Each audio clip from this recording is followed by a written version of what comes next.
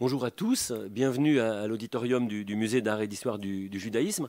Nous sommes particulièrement heureux de vous accueillir à ce colloque sur les Juifs et l'affaire Dreyfus, organisé en marge de l'exposition Alfred Dreyfus, Vérité et Justice.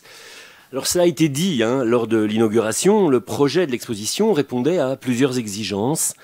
Présenter les résultats de la recherche, former une nouvelle génération de lycéens, de collégiens de lycéens, répondre aux nouveaux marchands de haine, et incidemment, évidemment, mettre en valeur le magnifique corpus du musée qui doit tant à la générosité de la famille du capitaine que je ne remercierai jamais assez.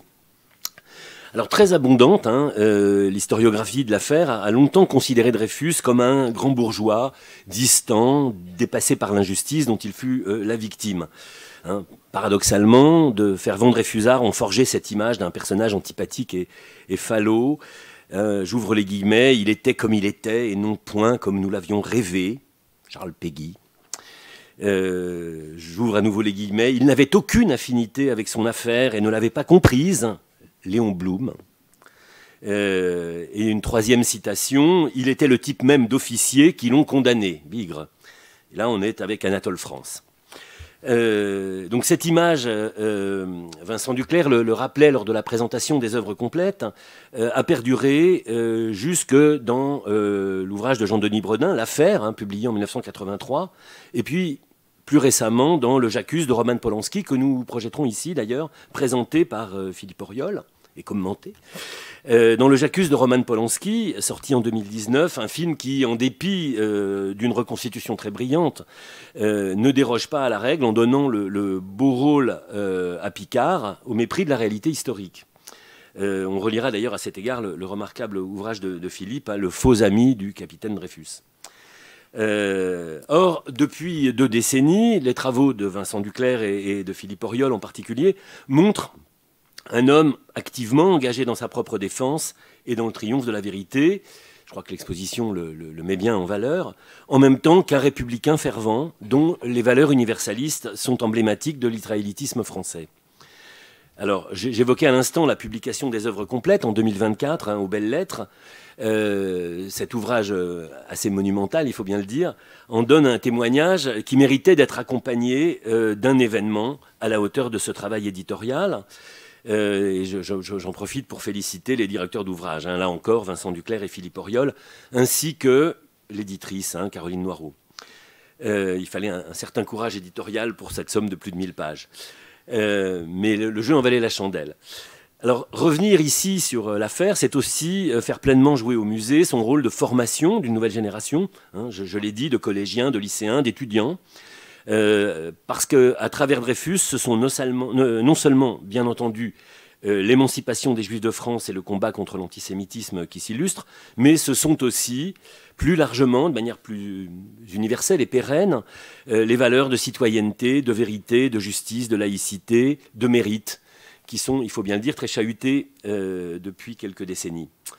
Depuis son ouverture en 1998, le musée d'art et d'histoire du judaïsme s'emploie à faire connaître cet événement, l'affaire Dreyfus, par des programmes pédagogiques qui sont au cœur de ses missions, à l'image d'ailleurs de la centralité de l'hommage au capitaine Dreyfus de Tim dans la cour d'honneur de l'hôtel de Saint-Aignan. Je lève la main parce que c'est exactement au-dessus de nous. Et je remercie d'ailleurs Élise Malka et toute l'équipe du service éducation-médiation pour la richesse de l'offre qu'elle a conçue en marge de l'exposition. Alors ces valeurs sont menacées de toutes parts, je le disais, l'universalisme républicain qui ne connaît que la communauté des citoyens, chère à notre présidente Dominique Schnapper. L'universalisme est battu en brèche par un communautarisme de plus en plus prégnant. Les droits de l'homme, héritage de 89, revivifiés par les Dreyfusards, sont moqués par les tenants du pragmatisme géopolitique ou critiqués par les défenseurs d'un relativisme qui les réduit à n'être qu'un paravent de la, ouvrez les guillemets, domination occidentale. La laïcité est remise en cause dans les écoles, les collèges, les lycées. Un antisémitisme ordinaire s'y développe depuis une trentaine d'années. Et ce qu'il faut souligner, c'est que ça entraîne un recul massif de la présence des élèves juifs dans l'école publique, dans un mouvement de reflux qui est sans précédent en France. Charles Maurras retrouve un droit de cité et ses textes sont réédités sans précaution, en dépit de sa condamnation à l'indignité nationale. En 2020, un candidat d'extrême droite à l'élection présidentielle, à la fois juif et maurassien, hein, la haine de soi est parfois abyssale, hein, est allé jusqu'à mettre en doute l'innocence de Dreyfus sur CNews. Hein, j'ouvre les guillemets. C'est trouble, cette histoire. On ne saura jamais, ce n'est pas évident. J'ai du mal à mettre le ton, en vérité. Hein. Et là, non seulement la haine de soi est abyssale, mais la mauvaise foi est profondément abjecte.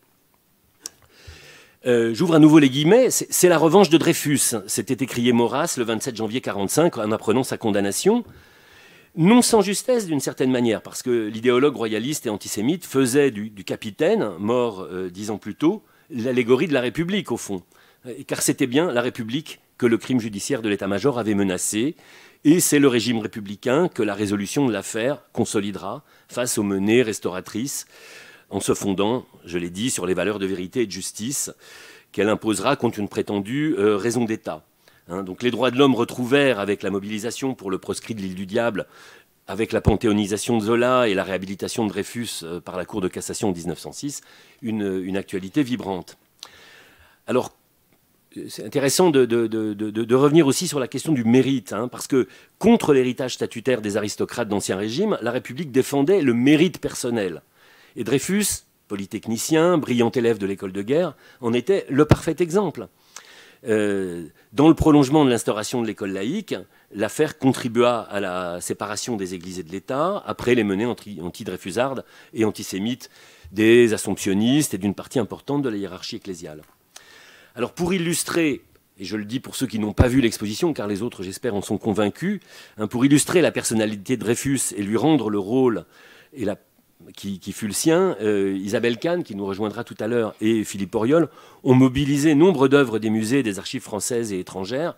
Et je voudrais au passage remercier vraiment très chaleureusement toutes les institutions prêteuses. Hein. C'est évidemment fondamental. Une exposition, ça repose sur des œuvres, et les œuvres sont souvent des prêts. Ou des emprunts, selon le côté où on se place.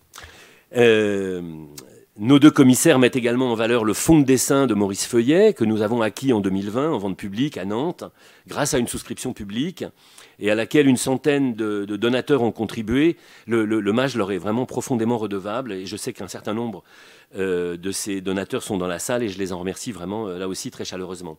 Alors, je l'ai dit, le musée est un lieu de recherche, ou je ne l'ai pas dit d'ailleurs, non. Le musée est aussi un lieu de recherche, évidemment. Les expositions sont un moment de recherche, mais pas seulement. Et il nous permet d'aborder l'engagement des Juifs dans l'affaire, aujourd'hui, dans ce colloque. Cet engagement que l'exposition évoque visuellement, sans évidemment pouvoir l'approfondir, notamment à travers les très beaux portraits de Joseph Reynac par Léon Bonnat, et plus encore de Thaddée Natanson par Édouard Vuillard, ou de son frère Alexandre par Félix Vallotton. Hein. Vraiment, je vous invite à retourner voir ces œuvres qui sont magnifiques. Et je suis heureux que cette question, qui pourrait paraître très pointue, hein, les Juifs et l'affaire Dreyfus, suscite une assistance aussi fournie aujourd'hui. Hein. Je vous remercie d'avoir préféré la rue du Temple à la Croisette.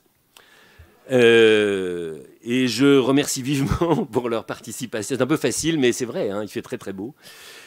Pour leur participation, Marie Aigné, Isabelle Kahn, Denis Charbit, Catherine Cocchio, Vincent Duclerc, Jacques Gerstenkorn, Philippe Landau, Milo Lévy-Bruhl, Pierre-André Meyer, Perrine Simon-Naoum. Alors Bertrand Tillier ne pourra pas être parmi nous, je crois Catherine Cocchio non plus, mais leurs textes seront lus.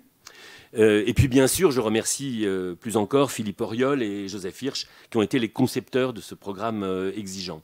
Je remercie évidemment aussi Sophie Andrieux, responsable de l'auditorium, et puis l'équipe de régisseurs qui veille à la qualité du son, de l'image, de la lumière. Donc de grâce, chers intervenants, ne nous dites pas « ça ne marche pas hein, ». Voilà, ça marche. Nous y tenons. Parfois, il faut juste attendre que le régisseur ait eu le temps de passer d'un micro à l'autre. Pour conclure, j'étais un peu long, pardon, hein, mais le sujet me tenait à cœur. Je voudrais relever que parfois les expositions, parce qu'elles illustrent un état de la connaissance, contribuent à faire bouger les choses. Ainsi, on a pu lire dans la presse la tribune de Louis Gauthier, Pierre Moscovici et Frédéric Salabarou C'est une assez jolie brochette transpolitique, on pourrait dire, hein, demandant dans le Figaro l'élévation d'Alfred Dreyfus au grade de général de brigade pour corriger à titre posthume l'injustice qui lui avait été faite en ne prenant pas en compte dans sa carrière les 5 années passées à l'île du Diable. Alors l'idée a été reprise par Gabriel Attal à l'Assemblée nationale et par Patrick Kanner au Sénat, et nous espérons évidemment qu'elle se traduira par l'adoption d'une disposition législative. Et puis parallèlement, vous le savez peut-être, c'est évidemment moins de notoriété publique, mais la ville de Paris et le ministère de la Culture examinent actuellement le dossier technique du transfert de l'hommage au capitaine Dreyfus de Tim, hein, Louis Mittelberg, du square Pierre Laffut, donc à l'angle de la rue Notre-Dame-des-Champs et du boulevard Raspail, où la statue n'est guère mise en valeur, vers la place Dauphine, sous les fenêtres de la Cour de cassation qui le réhabilita en 1906. Voilà, ça serait une assez belle destinée pour cette très belle œuvre. Nous garderons notre tirage, évidemment, je vous rassure. Voilà, je vous souhaite un excellent colloque et je vous invite vivement à devenir amis du mage, car vous êtes plus que des visiteurs et nous avons besoin de votre soutien. Très bon colloque.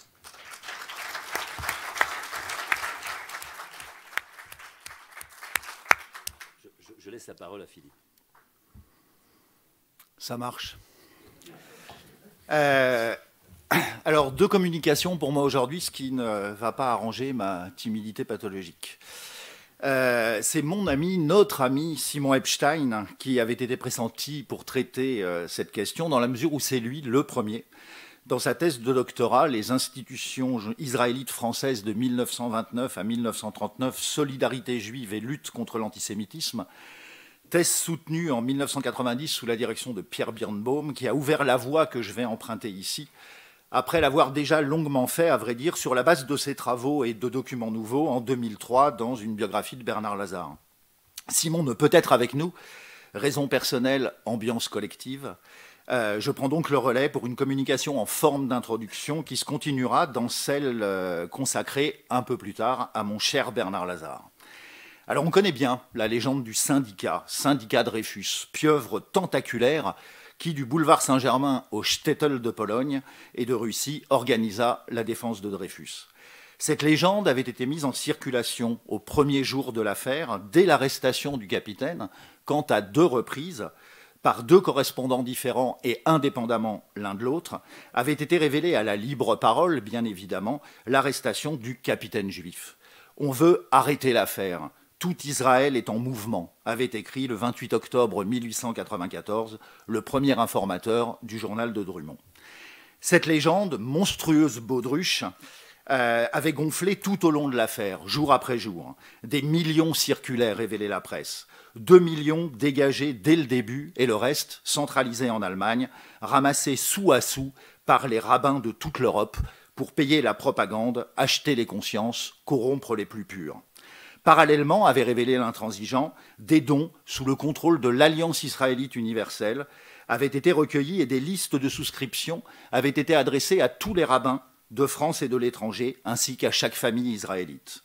Une organisation qui, plus tard, avait été mise en place dans le cadre du congrès sioniste de Bâle, grande réunion du syndicat, je ne fais que citer, bien sûr, grande réunion du syndicat dont les débats n'avaient pour ainsi dire porté que sur les modalités de l'agitation à mener pour sauver le traître et semer le doute en France et dans le monde entier.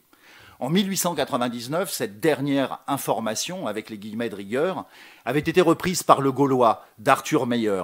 Un de ces juifs lui écrira Lazare qui ferait bien de savoir ce qu'est le sionisme. Arthur Meyer, qui le plus sérieusement du monde, et sans jeu de mots aucun, avait parlé du congrès révisionniste de Bâle.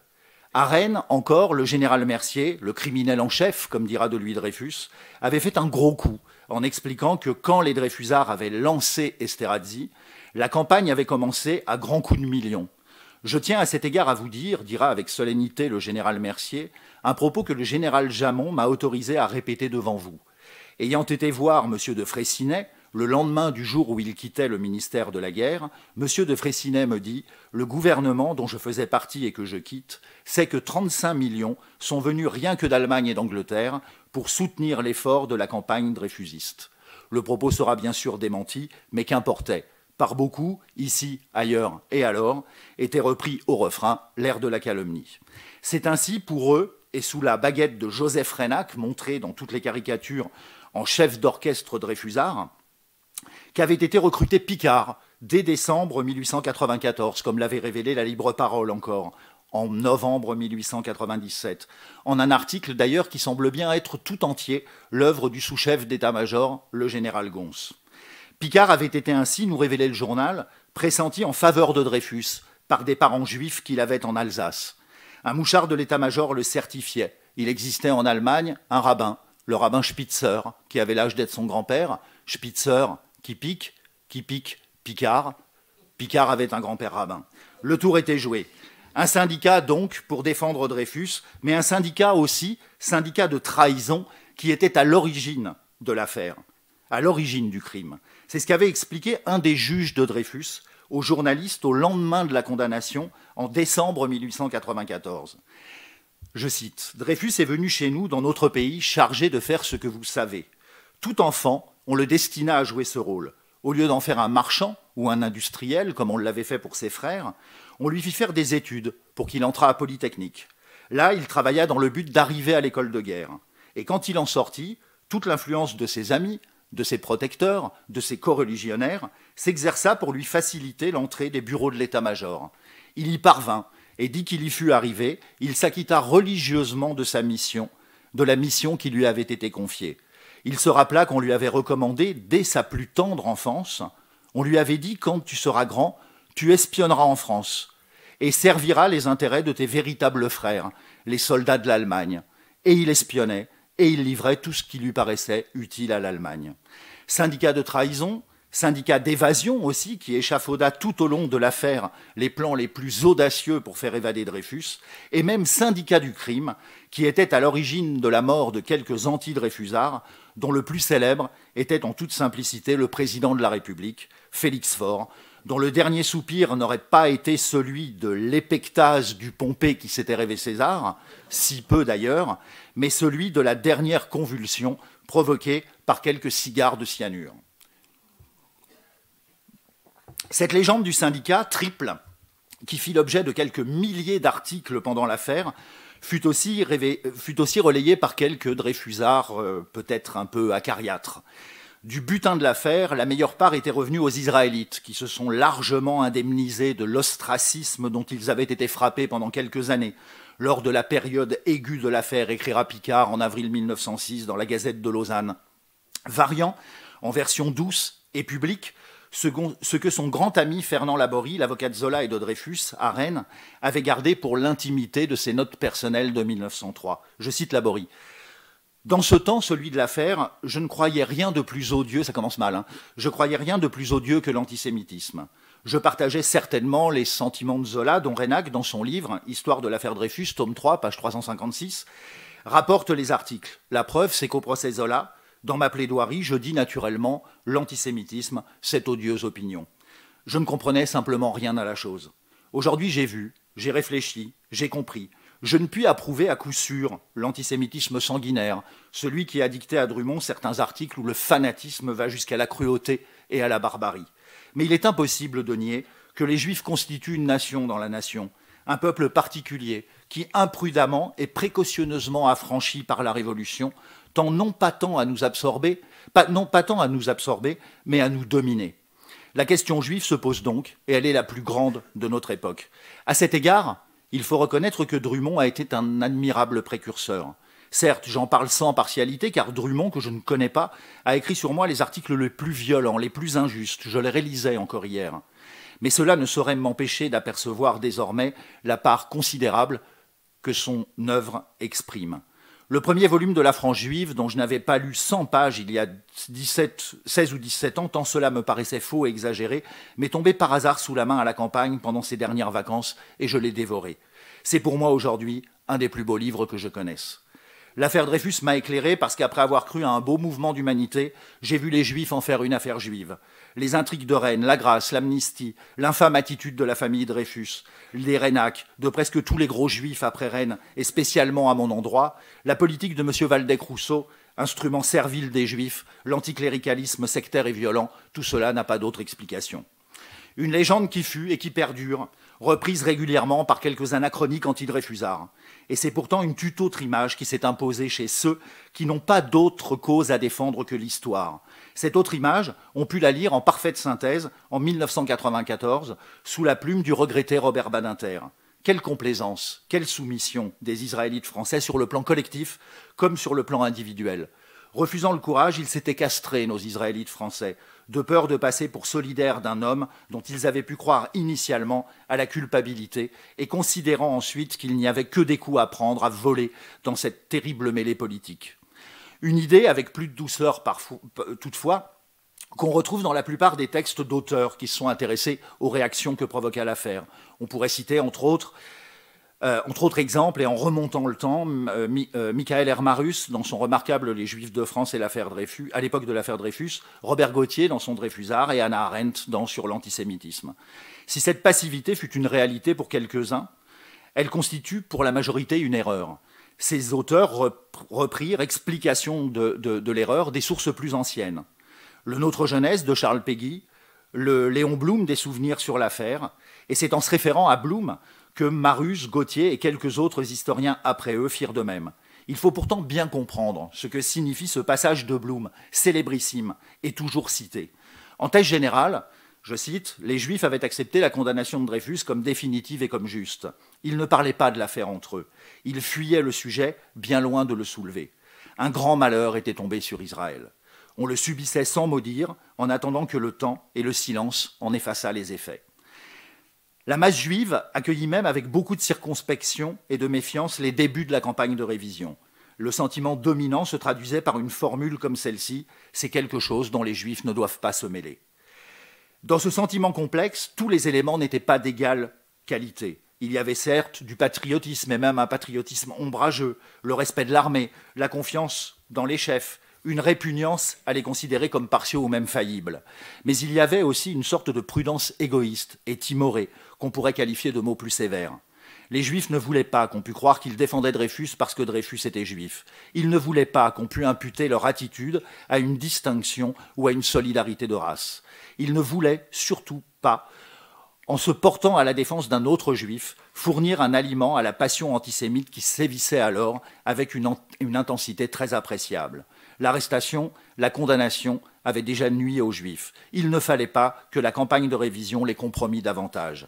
Après avoir excommunié le traître, ils répudiaient le zèle gênant de ses avocats. Tout d'abord, la célèbre phrase donnée partout comme résumant à elle seule le propos de l'auteur, « Un grand malheur était tombé sur Israël », concerne les seuls premiers temps de l'affaire, de la première affaire, 1894-1895. Il n'est pas douteux, comme le raconte Julien Weil dans sa biographie de Zadok Khan, que de nombreux Israélites, au premier temps de l'affaire du capitaine Dreyfus, renchérissant de haine et d'invectives contre le traître, vinrent voir Zadok Khan pour lui demander de désolidariser bruyamment ses coreligionnaires de l'officier condamné. Pourquoi en aurait-il été autrement en ces quelques mois de la première affaire où, en dehors de la famille Dreyfus, en dehors de Ferdinand Forzinetti, qui avait eu le prisonnier sous sa garde, en dehors de Bernard Lazare, nous en reparlerons, personne, israélite ou catholique, socialiste ou conservateur, homme ou femme, grand ou petit, maigre ou enveloppé, ne pouvait douter de la trahison de celui qui venait d'être condamné. Il faudra attendre l'affaire avec la capitale de rigueur, celle que nous considérons comme la deuxième affaire Dreyfus, qui s'étend de novembre 1896 à la grâce de Dreyfus en 1899, quand apparurent les premières révélations et les premiers documents qui, enfin, pouvaient permettre de faire naître le doute pour tous les esprits de bonne foi, pour qu'il soit raisonnable de parler de Dreyfusards et d'anti-Dreyfusards. Ainsi, la phrase de Blum ne décrit, avec justesse, pour les juifs comme pour les catholiques, les protestants et les athées, que la réalité d'un moment de l'événement dont on a fait la réalité de l'événement dans sa totalité. Quant à la suite, relatif au début de la campagne de révision, 1896-1897, s'il vaut comme explication pour quelques-uns, en effet, il avait aussi dans l'esprit de Blum une toute autre vocation que de rappeler un événement passé. Il était en 1935, en une période où l'antisémitisme retrouvait une certaine vigueur et une vigueur certaine, une exhortation à agir, une mise en perspective qui devait, à partir des erreurs du passé, indiquer la voie à suivre pour un présent troublé. Tout compte fait, écrit Blum, Pour reprendre une vue exacte de l'état d'esprit que j'essaye de décrire, il n'y a qu'à regarder aujourd'hui autour de soi. Les juifs riches, les juifs de moyenne bourgeoisie, les juifs fonctionnaires avaient peur de la lutte engagée pour Dreyfus, exactement comme ils ont peur aujourd'hui de la lutte engagée contre le fascisme. Mais laissons Blum ici. Milo Lévy-Bruhl nous en parlera en détail et en profondeur cet après-midi. Nous savons aujourd'hui, même si cette autre légende de la passivité juive réapparaît régulièrement ici ou là, qu'il n'en fut rien. Il eut bien des renégats qui surenchérirent dans l'antidreyfusisme. Des hommes tels qu'Arthur Meyer et Gaston Polonais, qui bientôt se convertiront. Des gens comme René Weil, qu'évoque Philippe Landau dans son opinion juive, qu'il faut absolument lire si ce n'est déjà fait. Des gens comme Louis-Lucien Clotz, qui, pour garder son siège de député, fit une profession de foi anti-dreyfusarde à l'occasion des élections de mai 1898. Il y eut aussi des indifférents, et d'autres qui, comme le dit Léon Blum, ne voulaient pas qu'on pût croire qu'ils défendaient Dreyfus parce que Dreyfus était juif. Mais pour certains de ces derniers, comme Michel Bréal ou Sylvain Lévy, il ne s'agissait pas, comme le dit Blum, de circonspection et de méfiance, de prudence égoïste et timorée, qui leur fera répudier le zèle gênant de ses avocats, comme le fera par exemple Ferdinand Dreyfus, dont je ne parlerai pas plus pour ne pas empiéter sur la communication de messieurs Meyer et Gerstenkorn.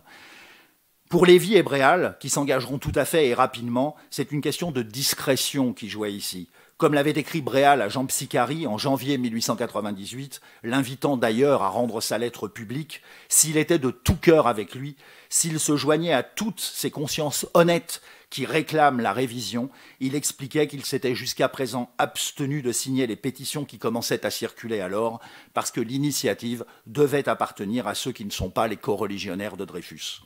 De fait, nombreux furent les juifs qui prirent parti pour la défense de Dreyfus ou les valeurs du dreyfusisme.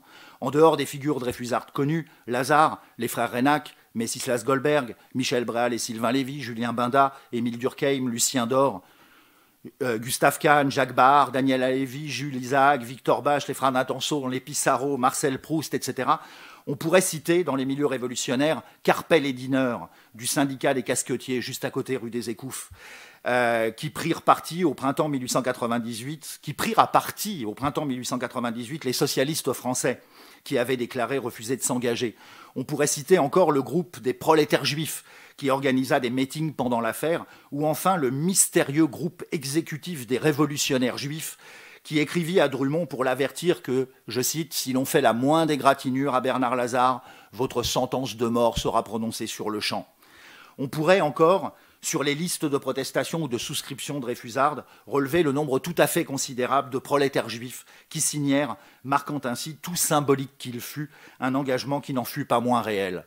Un grand malheur était tombé sur Israël, mais beaucoup ne le subirent pas. Cette légende de la passivité n'était pas celle qui concernait la mobilisation autour de Dreyfus et pour Dreyfus. Elle était avant tout celle de la lutte à mener contre l'antisémitisme. Car on le sait, lancée par la libre parole, reprise par toute la presse, presse de sang, comme dira Joseph Renac, la question n'avait jamais été celle d'un traître, mais celle d'un traître juif. Dès le début, le débat à l'occasion de l'affaire du capitaine Dreyfus avait glissé de la question de la trahison vers celle de l'influence néfaste des Juifs et de leur infiltration, réactivation de la campagne de 1892 de la libre parole contre la présence des Juifs dans l'armée et qui avait, au début de l'année 1895, juste après la condamnation de Dreyfus, inspiré à quelques députés des projets de loi allant jusqu'à remettre en question la citoyenneté des Israélites. Le coup de tonnerre de 1791, puisque Legge, ministre de l'Intérieur, l'avait montré lors du débat à la Chambre de mai 1895, au cours duquel avaient été mis en discussion ces projets de loi, le gouvernement, la République, ne pouvait poser avec fermeté les principes pourtant intangibles, puisque les grands idéaux ne trouvaient guère, à deux exceptions notables, Alfred Naquet et le socialiste Gustave Rouanet, de défenseurs au sein même de la représentation nationale, et que rares étaient ceux, tels Zola, qui oseraient remonter bientôt le courant, il fallait, s'ils ne voulaient pas être dévorés demain, que les principaux intéressés prissent en main leur défense. L'attitude passive et résignée des Juifs de France, attitude qui avait jusqu'alors prévalu, ne pouvait plus durer. Le silence du dédain dont avait parlé Théodore Reynac, ou l'optimisme myope celui qui avait pu faire écrire quelques jours avant l'affaire à Hippolyte Prague dans les archives israélites que l'antisémitisme était en pleine dissolution, ne tenait plus. Le 3 janvier 1895, juste après donc la condamnation de Dreyfus et 2 jours avant sa dégradation, dans les mêmes archives israélites, le même Hippolyte Prague en appelait maintenant au sursaut. Je le cite, « Les événements des derniers mois ont dû déciler bien des yeux et ouvrir bien des oreilles. Le silence, par ce temps de publicité effrénée, est une arme émoussée. Le temps du mensonge a trop longtemps duré. » Il était nécessaire de se défendre, comme les Juifs en avaient le devoir et les moyens. L'autre revue juive, l'Univers israélite, en septembre de cette même année 95, lancera un avertissement identique. Le silence était un aveu, le dédain une commode défaite. Il fallait tirer les leçons d'une attitude désormais révolue. Si les mensonges s'étaient imposés aux plus honnêtes, ce n'était que pour l'unique raison qu'ils n'avaient jamais été combattus et mis à néant. Était arrivé le temps de l'action. Dès le lendemain de l'arrestation de Dreyfus, et face à la campagne qui s'était aussitôt déclenchée, Zadok Khan, grand rabbin de France, avait été assailli d'un flot de suppliques, nous dit son biographe Julien Veil. Le grand rabbin convoqua quelques amis à 2 réunions privées, les 27 décembre 1894 et 10 janvier 1895, rue de la Victoire, pour leur soumettre quelques idées inspirées du Verein zur Abwehr des Antisemitismus, fondé en 1891.